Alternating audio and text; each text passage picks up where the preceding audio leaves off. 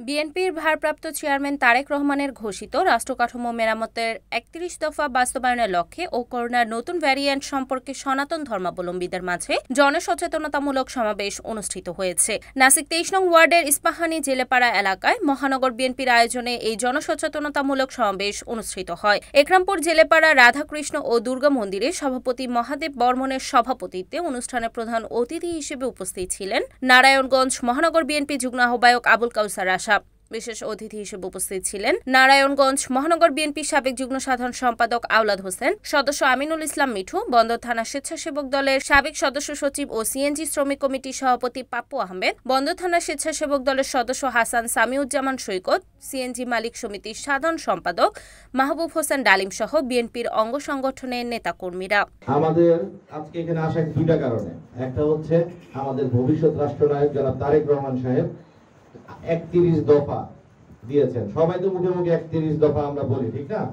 ৩১ দফা সম্পর্কে জানতে হবে। তৎকালীন সময় দেশের ক্রান্তি লগ্নে শহীদ রাষ্ট্রপতি জিয়াউর রহমান সাহেব ১৯ দফা দিয়েছিলেন।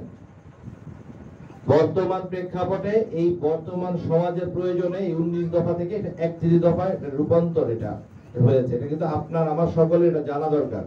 এই জন্যই কাগজটা দিয়েছিল, ফেলে দেওয়ার জন্য না।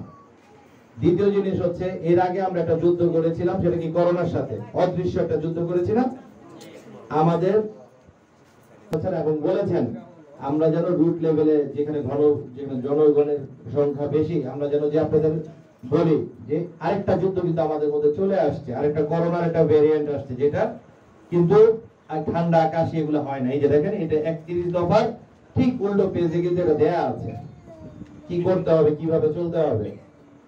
আমরা যারা আছি, আমাদের এই করোনাটা দেখেছেন, কিন্তু এই পুরো মানব জাতির জন্য কি একটা অবস্থা হয়েছিল, একজন মারা যায় আরেকজন ধরে না, হয়েছে না? নিজের সবচেয়ে আপন মানুষটাও নিজের থাকে না।